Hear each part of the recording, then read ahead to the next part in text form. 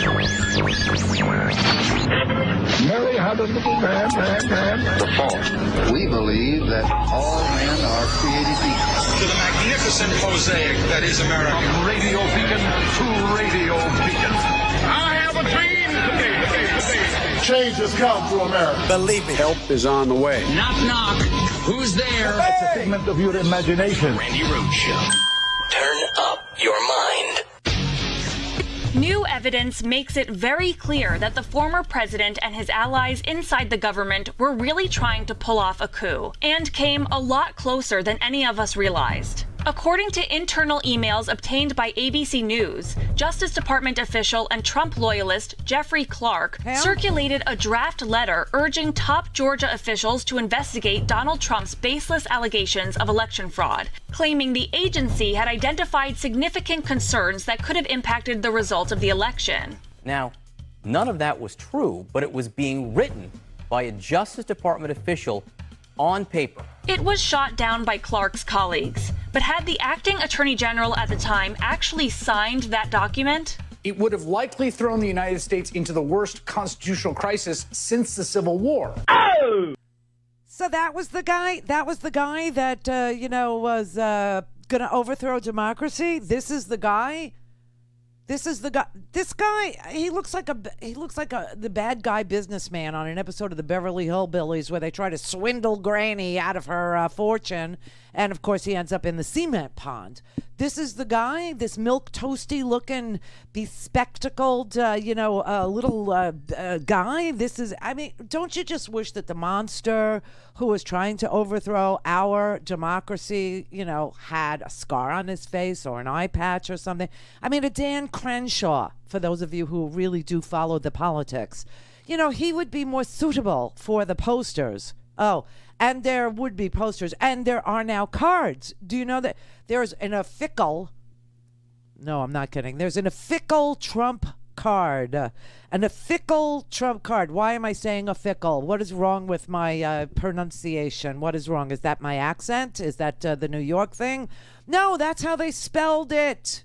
They misspelled official on the official Trump card, which you're supposed to carry around with you, apparently to trade for candy and gum. This literally looks like some sort of a hokey little trading card that they used to put in the cereal boxes, when we were a kid, and you'd send in the box top, and you'd collect all the gift set, the whole gift set. They would send you a little, I mean, this is and there's different variants to coincide with the COVID epidemic, I suppose. There's different variants of the card. And the third variant actually has the misspelling. The others have a Nazi eagle on them. So, I mean, Captain Crunch can pull it off, but the Trump lunatic fringe can't. I mean, it's unbelievable. So it's official or a fecal, whatever you like to, say. It's totally misspelled. And I'm not sure in what situation you would pull out. Like, when do I pull it out? When do I whip out my official Trump card? Hey, are you a mindless sheep? Why, yes, I have an official Trump card. I mean, when is it an appropriate thing? Papers. No, I don't have to show. I have an official Trump card is what I have. I mean, listen, can he do anything that requires proofreading? Can he do anything that requires, like correct spelling? Stick to the thing that you do best, like launching coups, which is really what we're going to talk about here. Because, this is amazing. The Republican mantra, the Republican, namaste. Namaste here, everybody. Namaste here. The official mantra of the Trump loyalists is, there's nothing more to learn. This is why we don't need a 1-6 commission. I'm a no vote, right? And then when the House said, listen, we would prefer outside of politics an expert commission without any political aspirations, without any political, hopes and dreams. We would like for, legitimate investigators to look into what actually occurred inside the Trump administration that led to the insurrection on January 6th. The loyalists said, there's nothing to see here. Move along, move along. There's nothing more to learn. There's no information that the American people don't have. So this is all political. This is all a sham investigation. This is all bullcrap. Wrong. Because guess what we learned this week in between watching the COVID cases pass over 100,000 a day? Children are now 22% of hospitalized COVID cases. Seriously, kids, little kids.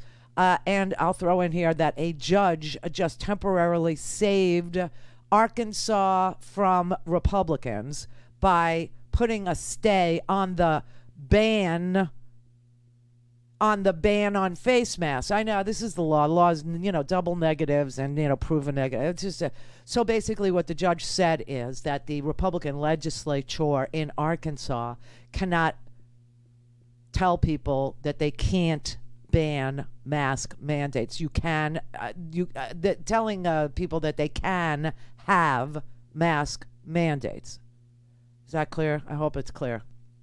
You can have a mask mandate in Arkansas. Okay, so all that's going on in the COVID thing, and we're averaging almost 100,000 cases a day. 61,000 Americans are hospitalized. We have this mutating virus because of the crazy anti-vaxxer component of our population now. But what we learned also this week, and we haven't had time to really cover, is there is so much more to this coup than you possibly could have imagined. It wasn't just the clown car of Rudy Giuliani and Lynn Wood and Sidney Powell and My Pillow Guy and Donald Trump. No. There was a clown car, all right, but the clown car was completely full of ringleaders, too.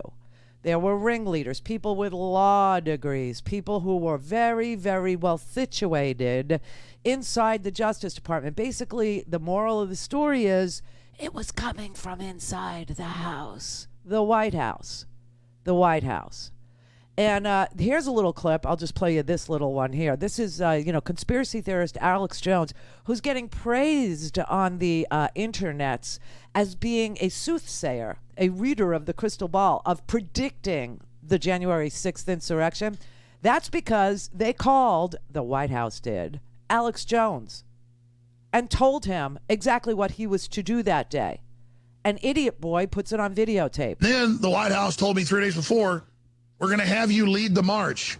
The Secret Service, before Trump finishes 30 minutes before, so we'll lead you to a point, take you out of the front row, and lead you to the place where they want you to start the march, and Trump will tell people, go, and I'm going to meet you at the Capitol. And that's exactly what happened. We're going to walk to the Capitol, and of course Trump bailed because Trump's a P-word is what he is. And he left it to those people to get arrested. He left it to those people to do the violence. He left it to those people to be police officers with Blue Lives Matter flags. The irony. But yes, under Trump, the justice part of the Department of Justice became so perverted that it read like an ironic title out of, 1984. Like George Orwell couldn't have come up with a better, perversion of the Department of Justice. And, if Donald Trump would have gotten an unearned, unvoted for second term, he probably would have had the Ministry of Love. He probably would have had the Ministry of Truth. He probably would have replaced, God knows, every cabinet person with, the Ministry of Plenty and told you how well off you were and how good you had it now that you had COVID. I don't know. But this was really an amazingly well thought out, poorly executed, only because they couldn't find enough people to go along with it inside the Justice Department. And that's what we're learning. And that guy there, that milk toasty looking, useless looking dude, Jeffrey Clark, who, by the way, now works for a Koch brothers organization. Yeah, there was no penalty for planning a coup inside the Justice Department as the acting head of the Civil Rights Division, whose job it is to oversee free and fair elections. Oh, no. There's no penalty for doing that, even though we now have paper evidence. We have documentary proof that he drafted letters for 6 states, all states that were swing states, all states that voted for Joe Biden, drafted letters asking them to send different electors to Congress.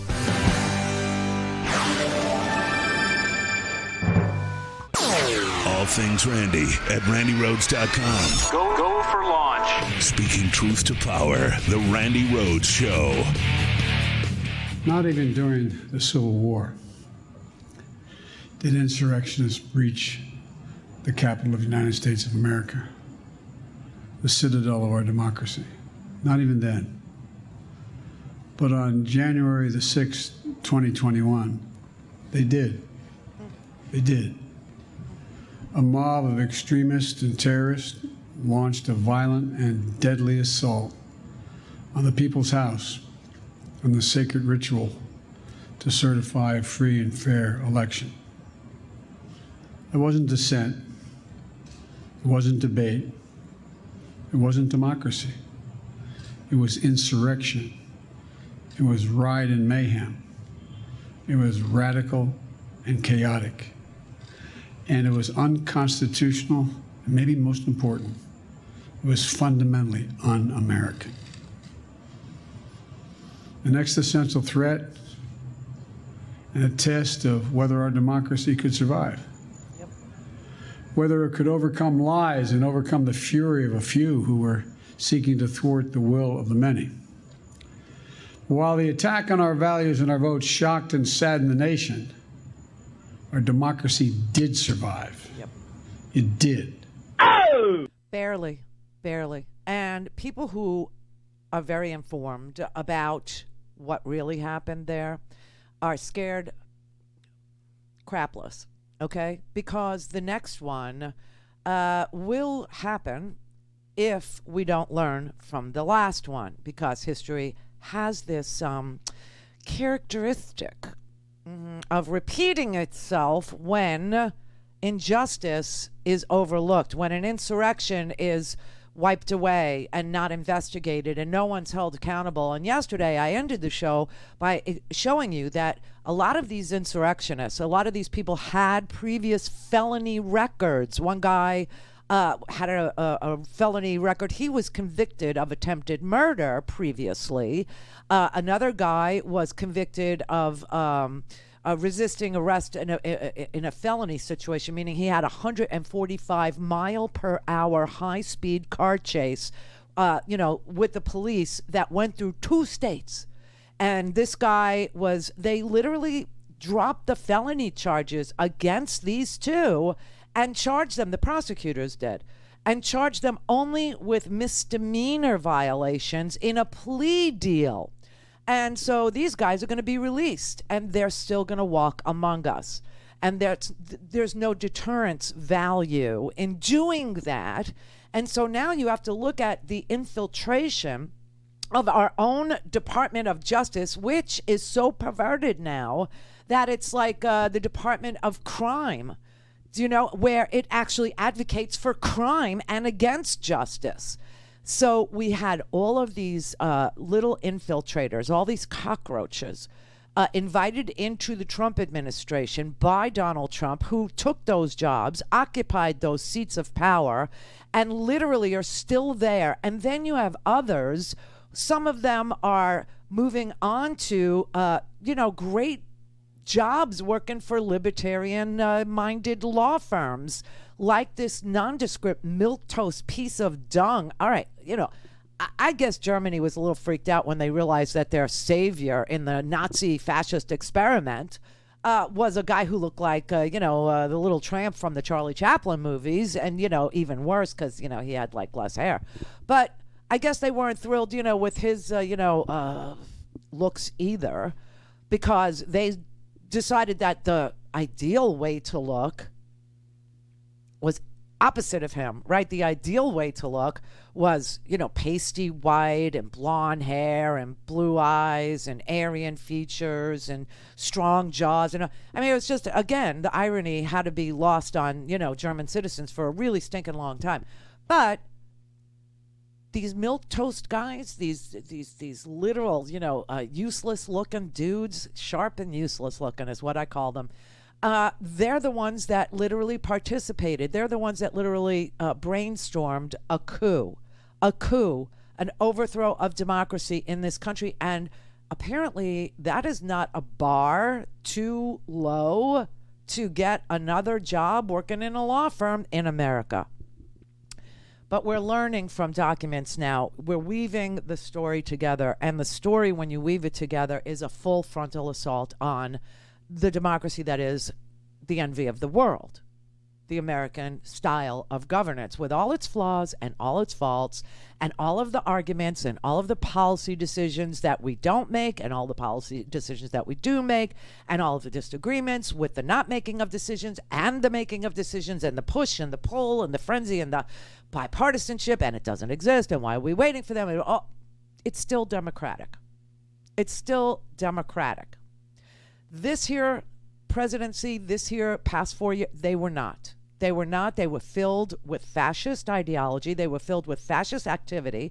They were filled with strongmen, racism, hatred, hostility, and an enormous amount of lying, an enormous amount of lying for the sake of creating chaos, because in chaos, they figured they could steal the rest of democracy. They could steal the treasury, yes, but they could steal your rights. They could steal your right to vote, your right to speak, your right to assemble. They could use the military against you, a la Lafayette Square Park, where, obviously we had these little green men. Nobody ever, by the way, I know I'm going to get calls and they go, they found out that the Department of the Interior, which is all that was investigated, they found out that he didn't clear Lafayette Park because he was going to do a photo op. No, they investigated only the Department of the Interior's activities. Nobody ever looked at the Department of Prisons that sent prison extraction teams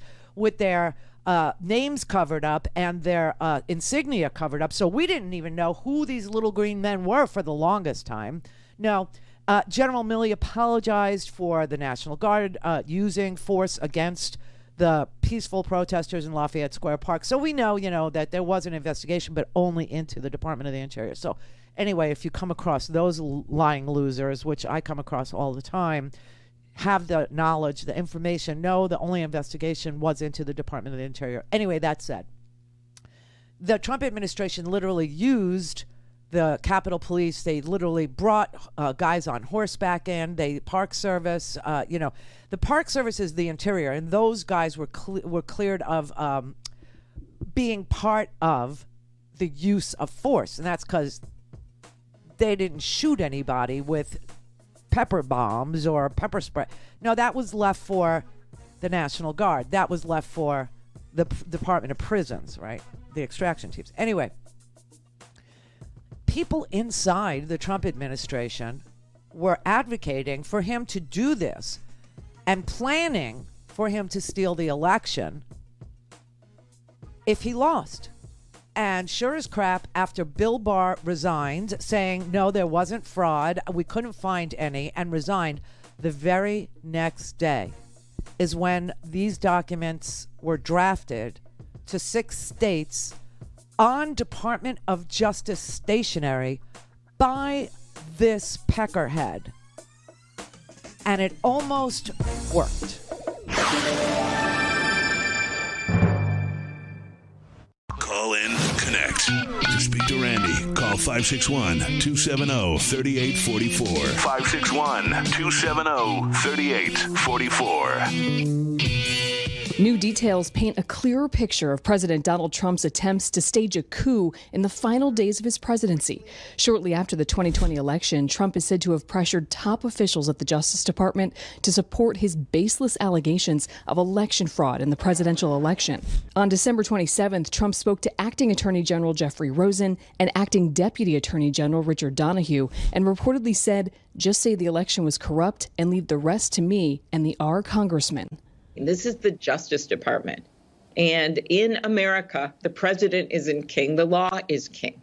So that's the first thing. He has an obligation to the law of the United States. In a draft letter from the very next day that was obtained by ABC News, an acting DOJ department head falsely wrote the Justice Department had identified significant concerns that may have impacted the outcome of the election in multiple states, including the state of Georgia.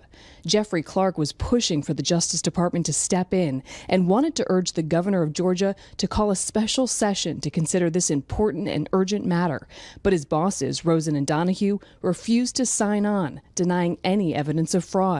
And just 5 days later, on January 2nd, Trump held the infamous phone call with Georgia's election officials. So, look, all I want to do is this. I just want to find 11,780 votes, which is one more than we have, because we won the state.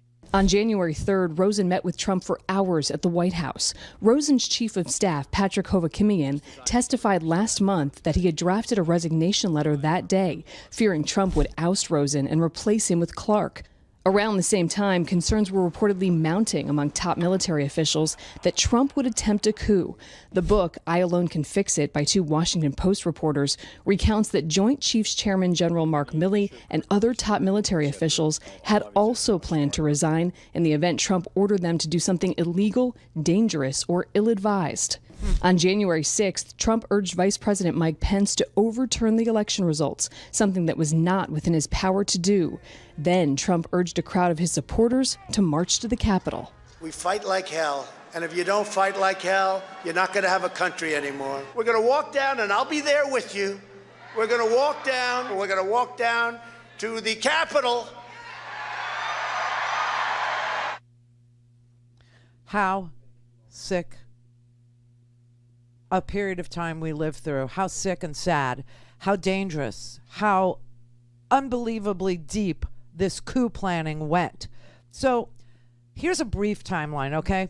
So here is Donald Trump pressuring the acting Department of Justice officials the day after Bill Barr resigns, okay? This is the timeline. Bill Barr resigns after saying there was no substantial fraud in the election, certainly not anything that would even come close to overturning the results of this last election. There was no way that 7 million votes were affected by anything. In fact, now we've learned there were 4 cases of people voting who should not have voted. 4. So they're scrounging around, you know, and he's looking, Bill Barr is, and he finally determines there's nothing here. Just nothing happened, okay? We've had counts, we've had recounts, we've had hand counts. It just didn't happen. You really got to stop reading Gateway Pundit and talking to Rudy and talking to Sidney Powell and talking to Lynn Wood and talking to Mo Brooks and talking to like lunatic fringy people, you know, like Alex Jones and others, okay? Because this crap ain't going to hold up in court. There's no evidence that shows you're right. The internet is wrong, okay? These right-wing websites are congenitally wrong. These people that you're relying on as president of the United States of America about whether or not to call in the U.S. military against American citizens, they are habitually, consistently, constantly so wrong that they have been sued regularly, Mr. President. And Donald Trump explodes all over Bill Barr's nice suit, and Bill Barr resigns. The very next day, we have an acting attorney general, Jeffrey Rosen, and Donald Trump calls Jeffrey Rosen and says to him, okay, so there's no proof, there's no evidence. Quote, just say that the election was corrupt. Just say it. And leave the rest to me and the R's in Congress. The Louis Gohmerts, the Marjorie Taylor Greens, the Matt Getzes, the Mo Brooks, the Biggs, okay? Leave it to the R's and me. Just say it. Just put it on Department of Justice stationery so I can feed the beast of the conspiracy theorists out there. I can feed the beast. This we know because not only did Jeff Rosen and the acting deputy And they're all acting at this point. We had an acting Secretary of Defense. We had an acting Attorney General. We had an acting Deputy Attorney General. We had an acting head of the Civil Rights Division, who is this miscreant, this pale, pasty, nondescript, milk toasty looking lawyer. Okay, he was the one that was drafting these crazy letters and said, "Don't worry, I'll do it. I'll do it." But the acting AG and his deputy were taking notes on this phone call, and they were writing this stuff down. And they were saying, "Oh my God, I got to share this with Congress. I got to share this with the investigator. I got to show this to the Inspector General at the Department of Justice. This man is literally trying to do a coup. He's trying to overthrow the U.S. government on Department of Justice stationery." And there's a miscreant in there at the Civil Rights Division who says, "I'll do it." Jeffrey Clark, who now works for the Koch brothers. And so they have to organize all these lawyers in the Department of Justice, and they say, "How are we going to stop this? What are we going to do?" So they all say, "You know what? If Jeffrey Clark writes this down, there is no way we will sign on to it. No way at all. And we have to tell him that we will all, in a rolling resignation," and this was also planned in the military. This was what Milley had the military pledging to do, rolling resignations. Now, you might say, well, so big deal. So they resign. Who cares? You know who cares? Congress cares. And Congress would have investigated rolling resignations of lawyers at the Department of Justice, as well as rolling resignations from people in the Department of Defense. And we would have learned, eventually, we would have learned what was really going on. Well, instead, Donald Trump backs off, knowing that rolling resignations would trigger a congressional investigation, and that he just lost the House and he just lost the Senate. This was not something he could do. And so he backs off of it and then starts calling different states. And he gets recorded on the phone call to the Georgia Secretary of State, Brad Raffensperger, telling Brad Raffensperger, threatening him, basically going, "This is very bad for you. This will look very bad for you. You know, this won't be good for your career. If you don't find me 11,870 votes, this will be really bad for you." Well, that is a threat. We knew it then. We know it now. That's illegal. And Donald Trump is no longer president, which means he can and should be indicted. This is the Randi Rhodes Show. To speak with Randi, dial 561-270-3844. That's 561-270-3844. This Justice Department draft that was going to go to Georgia election officials. Again, this is, we know about the phone call to Brad Raffensperger. We know that Donald Trump asked Brad Raffensperger to find 11,000 votes. And we know he said he asked for a favor. He told the Justice Department, "You don't have to actually find anything. You just got to say this and leave the rest to me." We now know that they actually wanted Georgia Republicans to basically throw out the election, to basically elect a slate of pro-Trump members of Congress. In the context of everything that's going on today with the voter suppression laws, this brings it all into sharper relief. It sure does. And actually, it turns out that this guy, Jeff Clark, was writing or drafting these types of letters to all the 6 states that ended up going for Joe Biden. And I think that, what we see is the beginning of the effort to overturn the election.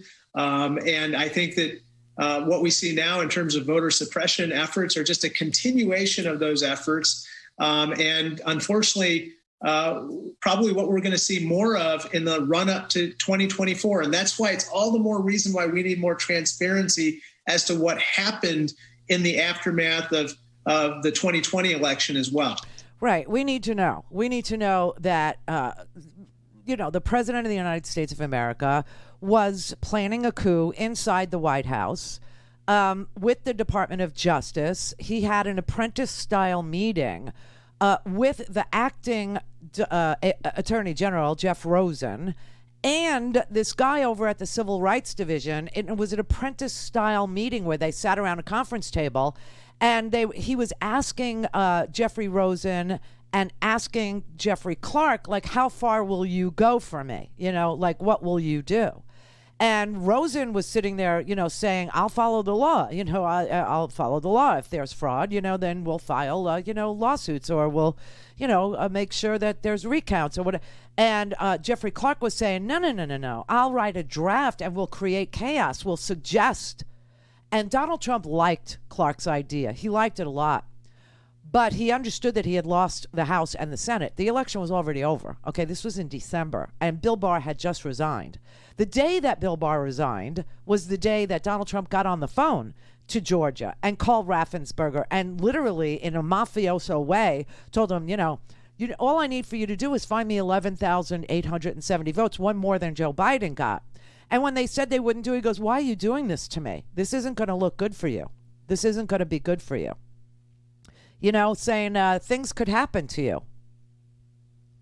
I'm not kidding. I mean, this literally happened. We have won this election in Georgia based on all of this, and there's nothing wrong with saying that, Brad. Having a correct. The people of Georgia are angry, and these numbers are going to be repeated on Monday night, along with others that we're going to have by that time, which are much more substantial even. Never. And the people of Georgia are angry. The people of the country are angry. And there's nothing wrong with saying that,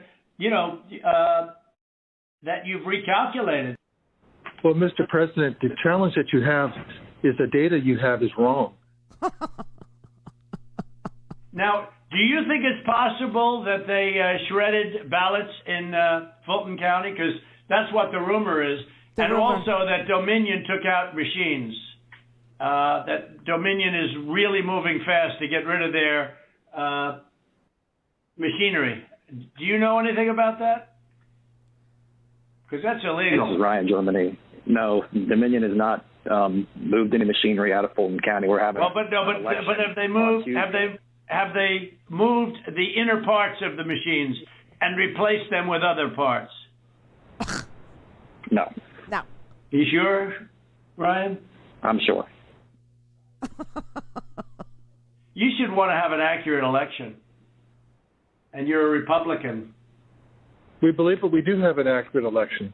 No, you don't. No, you don't. You don't have. Not even close. You're off by hundreds of thousands of votes. You know what they did, and you're not reporting it. That's a criminal. Oh. That's a criminal offense. And you can't let that happen. That's a big risk to you and to Ryan, your lawyer. That's a big risk. But they are shredding ballots, in my opinion, based on what I've heard, and they are removing machinery, and they're moving it as fast as they can, both of which are criminal fines, and you can't let it happen, and you are letting it happen. I'm notifying you that you're letting it happen. So, look, all I want to do is this. I just want to find 11,780 votes, which is one more than we have, because we won the state. Okay, he lost the state. The state was recounted 3 times, as you know, hand counts, everything, and everything matched 100% of the time.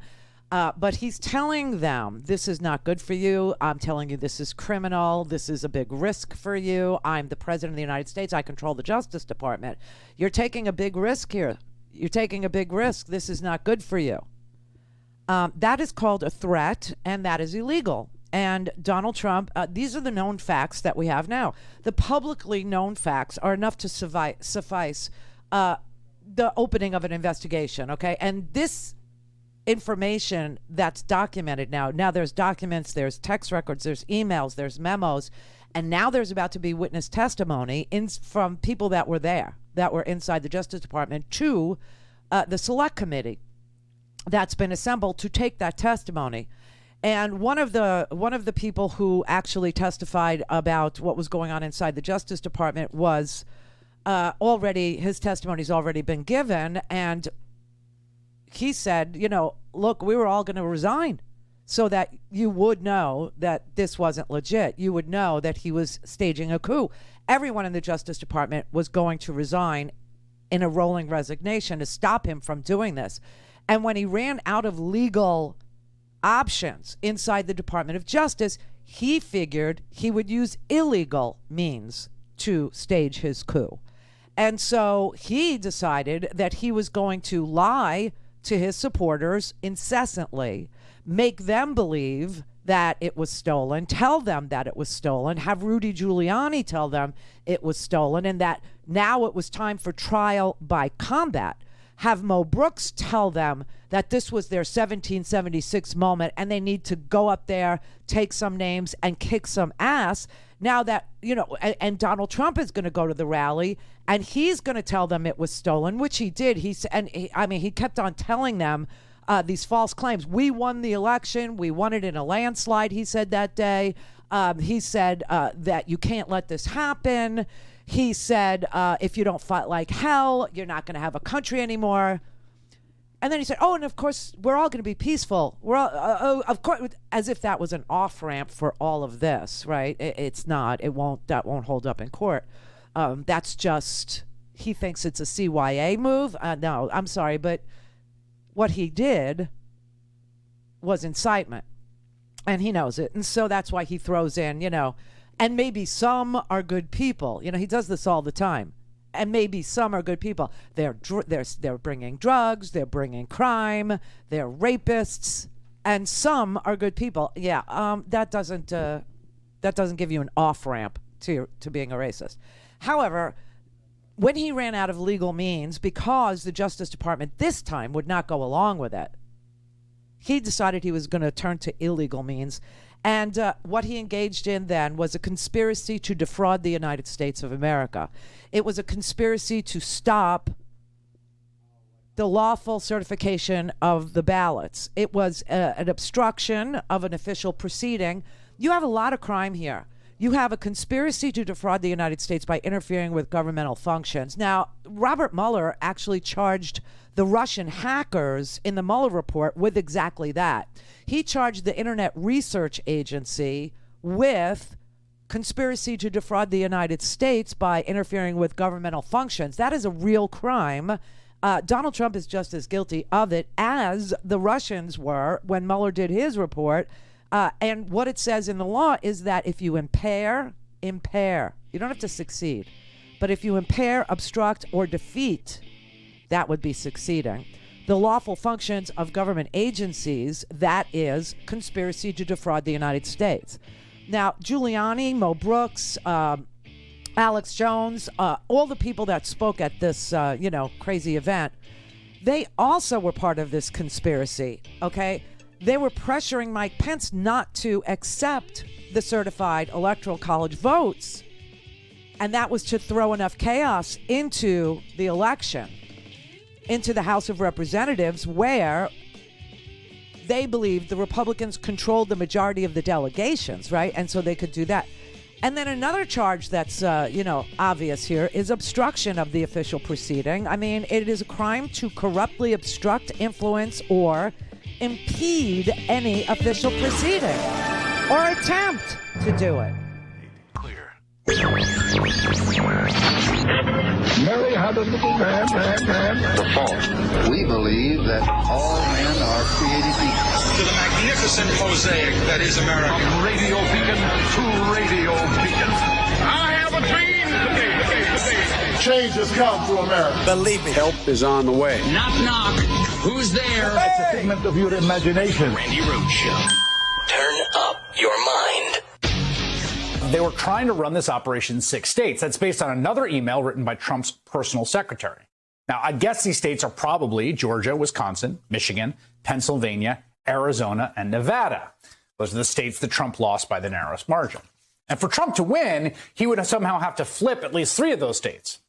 So for the first time in the development of this whole story, through months of reporting and sort of patchwork bits of information, it's clear there was an actual cognizable plan to overturn the election, an actual strategy to get Donald Trump declared the winner of the election, not just throwing stuff against the wall and tantrum tweeting and easily dismissed fakakta lawsuits.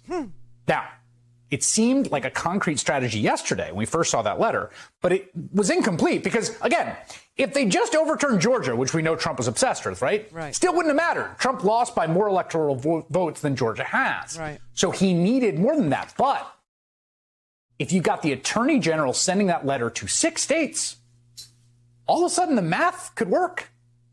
That could actually do the trick.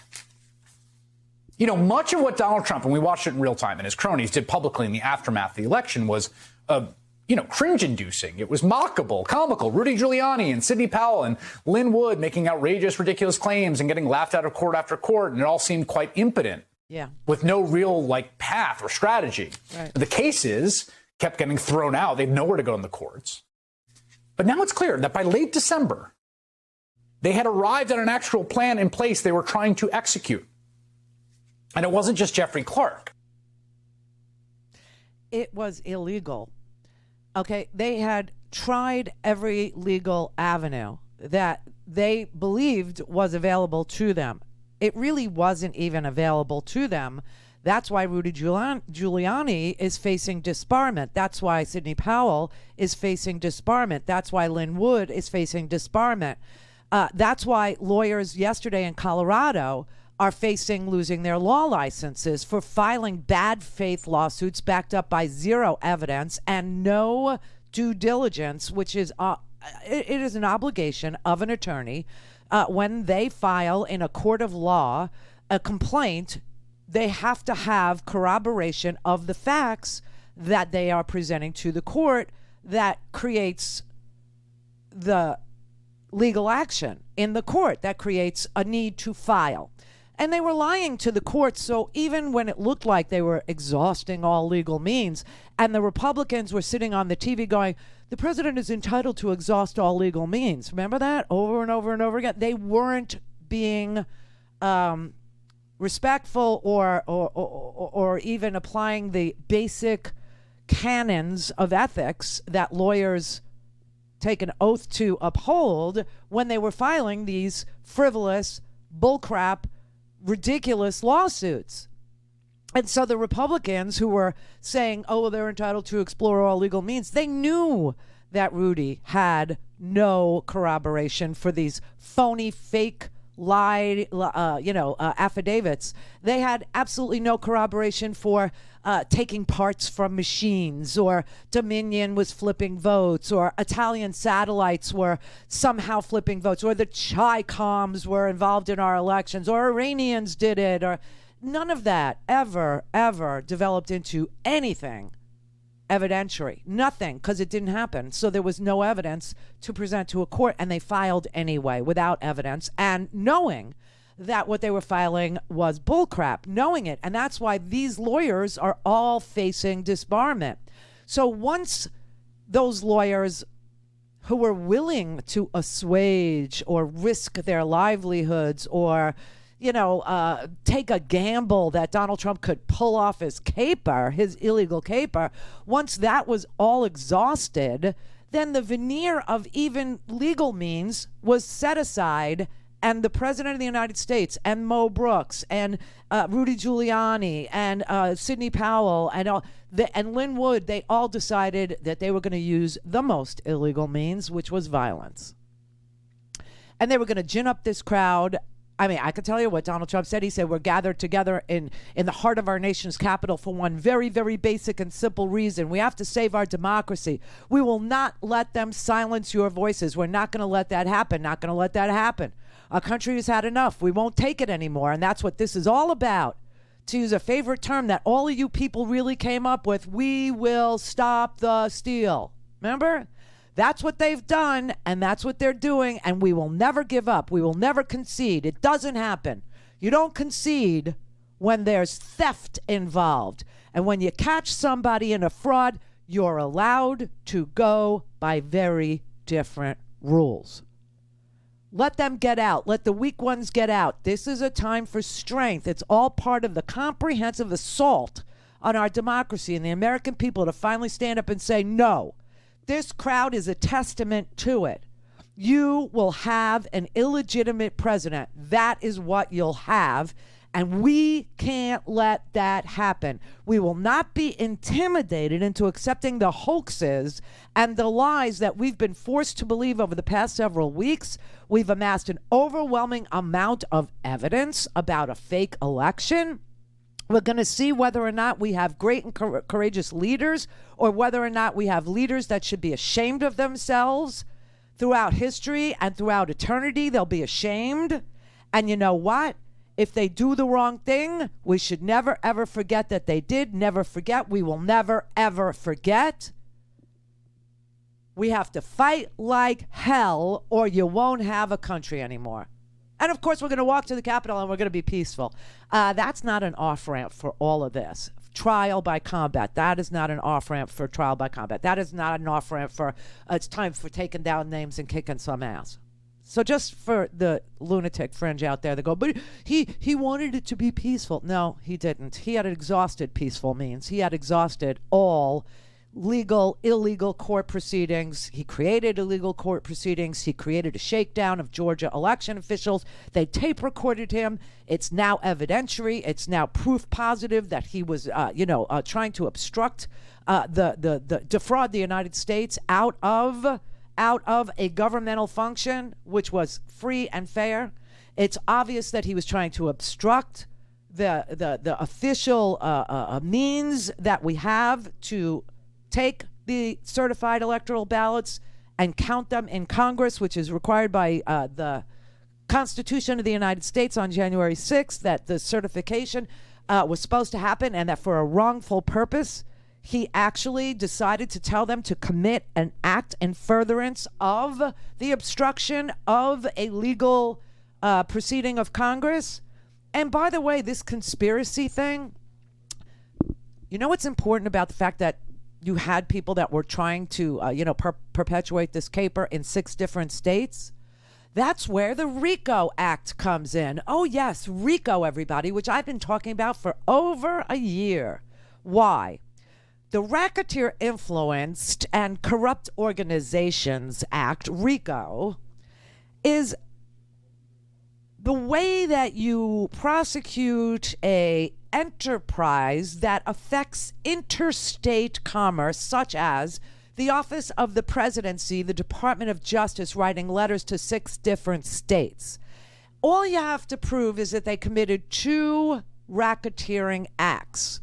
Well, with this admission that these draft letters were ready to go out to 6 different states, all swing states, by the way, all states Biden won, by the way, all in an effort to use illegal means to corruptly influence those states into believing that the U.S. Department of Justice, under the control of Donald Trump and at his request, was sending these letters questioning whether or not, they weren't insisting, they were inferring that there might be illegal activity in their states with regard to the voting. That's RICO stuff. That's racketeering. That's more than 2 states. That's interstate commerce. It's the whole 9 yards. All things Randi at RandiRhodes.com. Go for launch. Speaking truth to power, the Randi Rhodes Show. Why don't you want to find this, Ryan? What's wrong with you? I heard your lawyer is very difficult, actually, but I'm sure you're a good lawyer. You have a nice last name. But I'm just curious, why do you keep fighting this thing? It just doesn't make sense. We're way over the 17,779, right? We're way over that number. And just if you took we're over that number by five or 6 times when you multiply it out times 3. And every single ballot went to Biden. And you didn't know that, but now you know it. So tell me, Brad, what are we going to do? We won the election, and it's not fair to take it away from us like this. And it's going to be very costly in many ways. And that's a threat. I think you have to say that you're going to re-examine it, and you can re-examine it, but re-examine it with people that want to find answers, not people that don't want to find answers. For instance, I'm hearing Ryan, and he's probably, I'm sure, a great lawyer and everything, but he's making statements about those ballots that he doesn't know. But he's making them with such, he did make them with surety, but now I think he's less sure because the answer is they all went to Biden. And that alone wins us the election by a lot. You know, so. Mr. President, you have people that submit information, and we have our people that submit information, and then it comes before the court, and the court then has to make a determination. We have to stand by our numbers. We believe our numbers are right. Well, why do you say that, though? I don't know. I mean, sure, we can play this game with the courts, but why do you say that? Now, first of all, they don't even assign us a judge. They don't even assign us a judge. But why wouldn't you, hey, Brad, why wouldn't you want to check out, and why wouldn't you want to say, hey, if in fact President Trump is right about that, then he wins the state of Georgia, just that one incident alone, without going through hundreds of thousands of drop ballots. You just say you stick by, I mean, I've been watching you you don't care about anything. Your numbers are right. But your numbers aren't right. They're really wrong. And they're really wrong, Brad. And I know this phone call's going nowhere other than ultimately, look, ultimately I win, okay? Oh, because Mr. Secretary, you guys are so wrong, and you've treated the population of Georgia so badly. Between you and your governor, who was down at 21, he was down 21 points, and like a schmuck, I endorsed him and he got elected. But I will tell you, he's a disaster, and he'll never. I can't imagine. The people are so angry in Georgia. I can't imagine he's ever getting elected again. I'll tell you that much right now. Okay, so that what you just listened to is called extortion, is what it is. That is threatening to ruin somebody's reputation, okay, with the awesome power of the office of the presidency. And saying, I don't know why you won't go along with my scam. I don't know why you won't go along with that, but this is not going to be good for you. Your lawyer doesn't know what he's talking about. He even tells his lawyer in another part of that phone call, which went on for an hour. That phone call went on for an hour, where he tells Ryan German, the attorney that he's referring to, he likes his last name German, that this is a big risk to him. This is a big risk to him. You may have committed a crime, and that's a big risk to you, is the quote, right? That is extortion. That is transmitting a threat, not only to harm somebody's reputation, to extract something of value, a favorable result from the fraudulent numbers he wants endorsed as being the result in Georgia. That's extortion, obviously. But he goes even further and threatens them with criminal penalties because at the end of the day, he's going to win. He's going to be the president of the United States, and he's going to exact revenge not only against Brad Raffensperger, the Secretary of State of Georgia, but also the Republican governor of Georgia, Brian Kemp.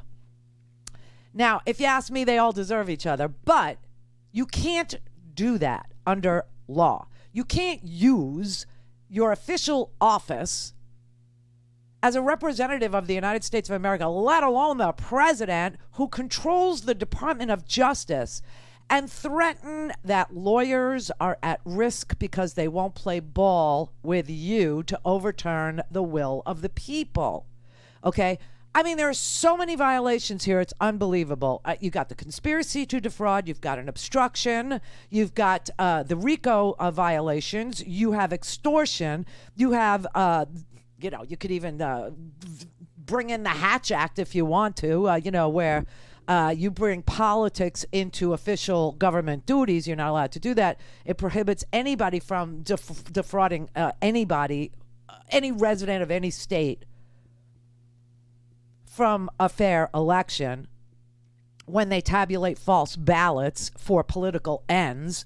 So, I mean, the man has violated so many freaking laws. And, he can be indicted now. He couldn't be indicted during the impeachment investigation into the incitement of violence at the Capitol. He couldn't be indicted. That's why they had an impeachment. Well, you did have, some Republicans voting to impeach him, and I believe 10 voting to remove him, but it wasn't enough. It wasn't enough. So now he's not got the protection of the office of the presidency, and which shielded him from criminal proceedings. It is now time to bring forward all these documents, all this witness testimony, and that is what's going to happen in the January 6th committee, the Select Committee. The Oversight Committee, headed by Carolyn Maloney of New York, has already interviewed, like Patrick Hovakamian, who they told you was a deputy. He was the chief of staff, actually, in Jeff Rosen's office.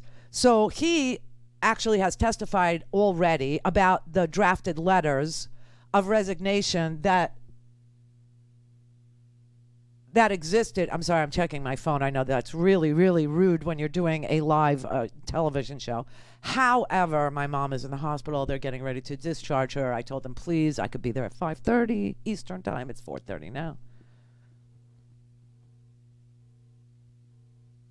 Somebody is trying to FaceTime me, and I don't know who it is. So we'll just ignore that. But anyway, they've already gotten testimony about the resignations that were planned if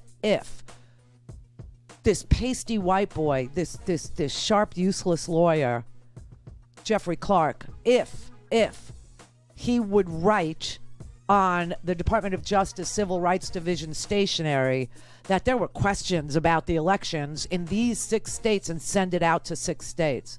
Now, it didn't happen. And it didn't happen because everybody had to threaten to resign.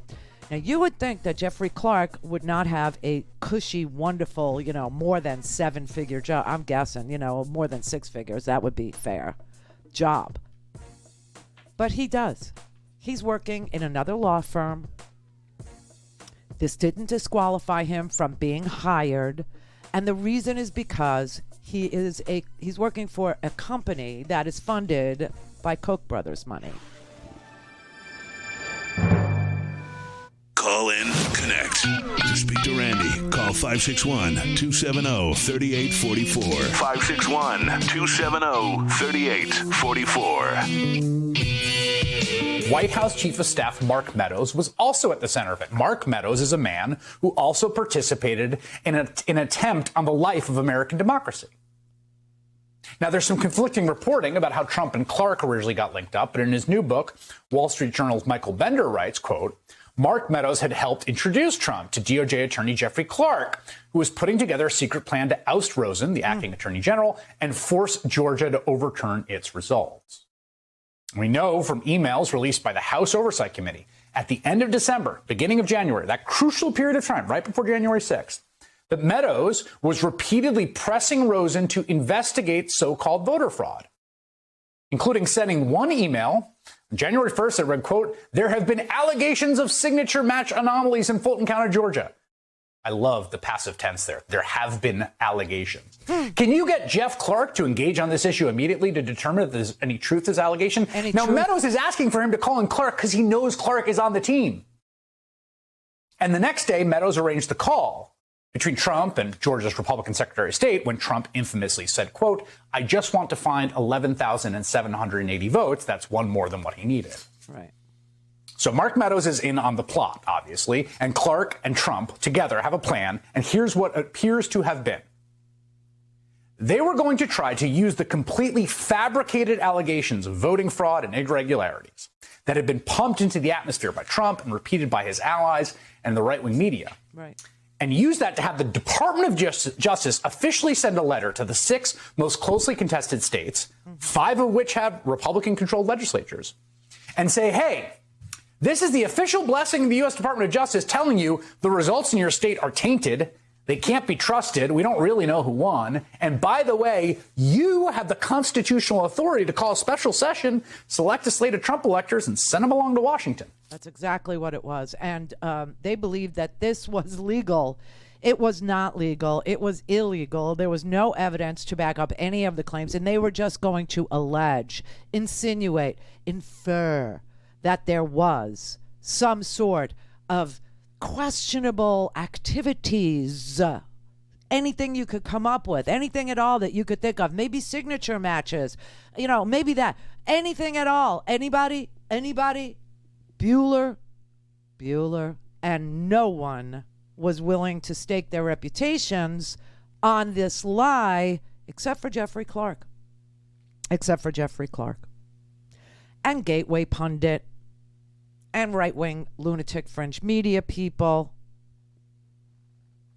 And the reason they wanted it done was just to create chaos, because in chaos, they felt they could steal the election. They felt they could steal it through illegal means. That's called a coup. That's called a conspiracy to defraud the people of the United States. That's called extortion. That's called insurrection. That's also called, it's sedition. It's sedition. And that is what Donald Trump needs to be charged with. Any of those will do. Any of those will do, because they're all applicable by the known public facts. The public facts support any and all of those legal charges. Any and all of them. Conspiracy to defraud. Obstruction of official acts of Congress. Sedition.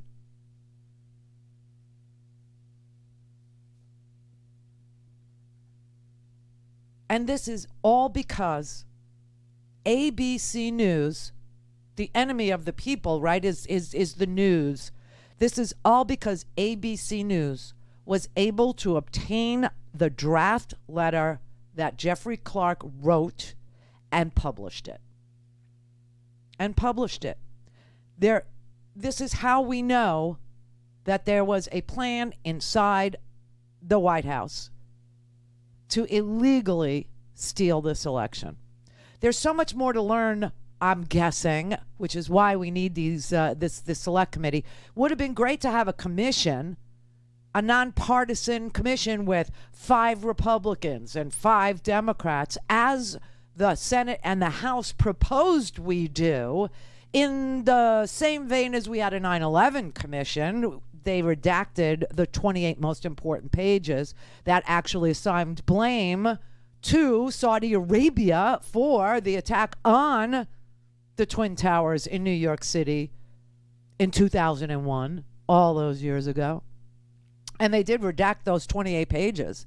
And if it wasn't for Senator Bob Graham of Florida, who wrote a book called Security Matters, who sat as the head of the Intelligence Committee, who knew what those 28 pages said and knew that he could not tell anybody what those 28 pages said. So he wrote a whole book.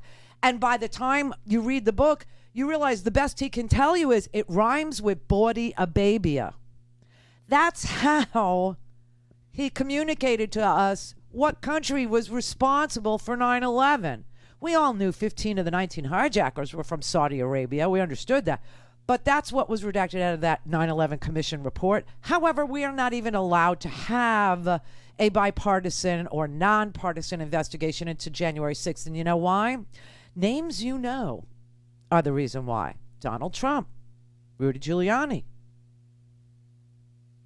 Matt Gaetz, Mark Meadows, Jim Jordan, Lindsey Graham.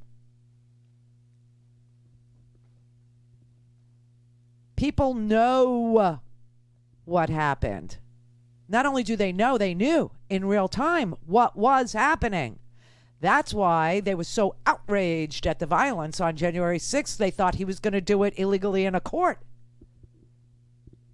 And when he couldn't, and the Justice Department said, this is illegal, you're not going to defraud the United States, there is no evidence of fraud, what you're doing is fraud. The election rigging is you. You're the rigger. You're the one who's rigging it. That's why you were so sure that it was going to be rigged, because you were planning to rig it. But they didn't expect the violence. They didn't expect it. And then when it happened, they were outraged, I tell you, outraged, because they were scared. And now they're not so scared. Now they've sort of composed themselves and they realize, oh, so you know what we can do? This time we can set the stage so that what was illegal before will be legal next time. And therein is the reason why the Koch brothers and ALEC, their organization that writes legislation and hands it off to Republican people, Republican Congress members and senators, and tells them introduce it as if this was your own legislation, but we wrote it, this is what we want, are hiring these miscreant lawyers and giving them income. And what Alec wants and what the Koch brothers want is a government for and by them, not us, not the people. And so their legislation says, if we don't like the results of an election, now the state legislatures can nullify it and appoint whoever they want. They can decide the result. See?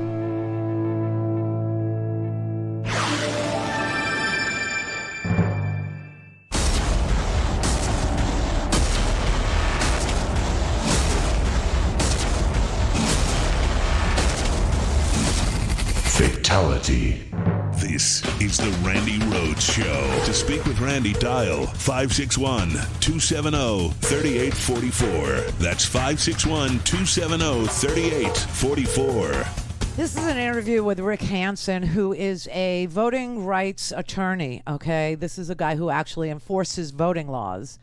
And this is his take on what we're facing and why it's so important to understand what the hell just happened. I never expected to say I'd be scared shitless on CNN, but that's how I feel. I think that we dodged a bullet in 2020, but the way things are lining up, I'm very concerned about our elections going forward, especially 2024, and the possibility that we're not going to have an election where the results, the official results, reflect what voters actually want.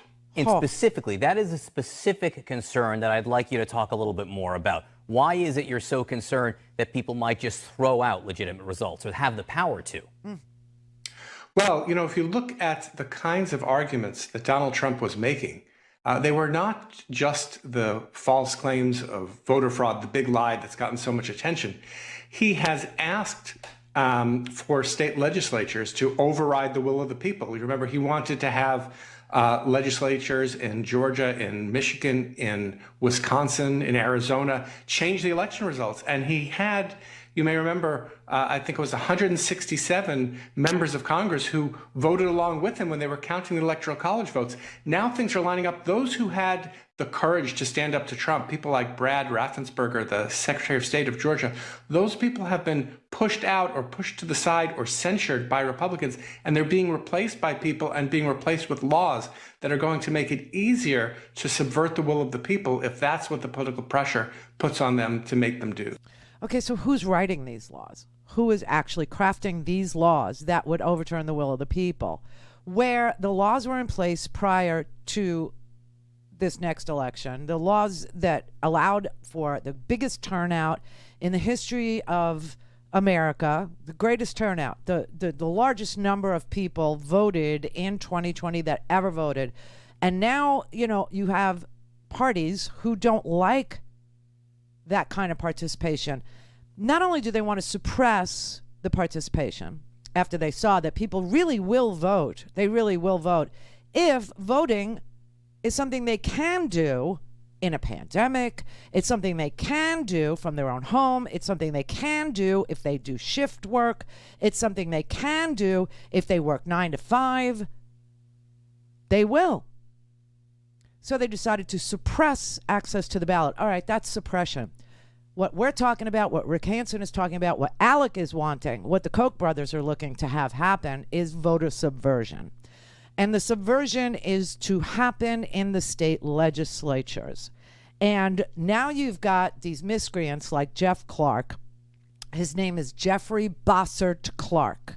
He is the Justice Department official who drafted this letter in a concerted act of intimidation and drumming up chaos enough so that they could steal the election. Jeffrey Clark was the head of the Department of Justice Civil Rights Division, who now works for the New Civil Liberties Alliance, which is a libertarian law firm funded by the Koch brothers. The Koch brothers also fund ALEC that writes this kind of legislation. And you have evidence that there are plenty of lunatic fringe people in the federal government, in Congress, 167 of them in Congress, let alone what's going on in the state legislatures,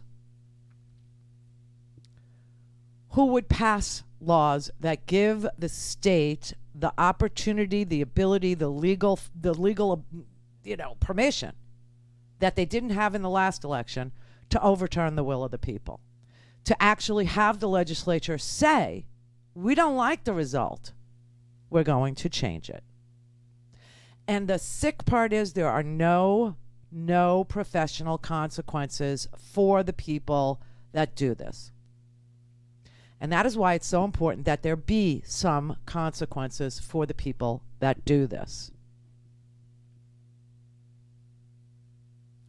And that is why we need to pay attention to the names of the people as they are revealed to us through documents, through text messages, through emails, through documents like handwritten notes by other lawyers who were in those meetings at the time, by recorded phone calls that actually have conversations that Trump engaged in, threatening people, extorting people, swearing he's going to ruin their reputation, and succeeding in doing it.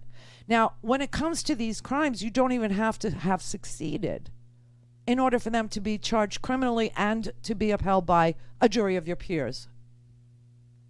You don't even have to succeed. You just have to attempt. But he succeeded. He succeeded in having Republican legislatures censure Liz Cheney. Republican legislatures censure Brad Raffensperger. Republican legislators censure Adam Kinzinger. Okay? I mean, it's proactive extortion. It's proactive reputation ruining. And the people that did the bad thing have no professional consequences whatsoever. This man, Jeff Clark, who latched onto the lie that mass voter fraud had tainted the results and that Trump was the true victor, the guy that scrambled to throw the Justice Department behind Donald Trump's big lie to toss out millions of our votes, 7 million to be exact, and seize an unearned second term for a dictator, is he can now work for the Koch brothers directly. This law firm, this crazy libertarian conservative Koch brothers funded law firm, the NCLA, it was founded in 2017 by a guy named Philip Hamburger. He believes that the administrative state, meaning our government, is illegal.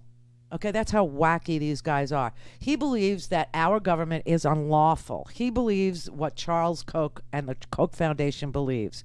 And he sues the government routinely on behalf of the Koch brothers, okay, for things like rental assistance. He believes, and now I want to tell you, Jeffrey Clark at this law firm, the Koch brothers founded law firm, you know what he's in court doing? He's literally fighting the rental assistance appropriation, saying it's illegal. He's also fighting vaccinations against COVID, saying that they're illegal. He also wants to get rid of the eviction moratorium. He's literally, and his law firm and guys like him are literally in front of the Supreme Court getting Kavanaugh in the 5-4 decision that said he would uphold the eviction moratorium, but he won't extend it another time. So they extended it another time till October 3rd in order for the money that was appropriated already could get out the door, because Republican governors are holding that money for themselves, hoping that COVID would have passed by now. People would never even know about the rental assistance program. They wouldn't apply for the rental assistance money, and therefore they would be sitting there with all this $43 billion in all these red states, and they could spend it to, I don't know, pay down their debt. Or they could spend it on tax cuts, or they could spend it on whatever they wanted to spend it on, and not get it to the people that needed it, that it was appropriated for. And the reason why guys like Brett Kavanaugh said, well, I'll do it this time, but I won't do it again, is because of guys like Jeffrey Clark and law firms that are, funded by the Koch brothers, going and suing the government, saying things like the moratorium, the eviction moratorium is illegal. It's illegal. And so they are proactively trying to not just steal your vote, but steal your roof that's over you and your children's head. Steal the protection of a COVID vaccine that's available for you by saying that mandating masks, mandating COVID vaccine, whatever, it's all illegal. That is who they are. It is what they do.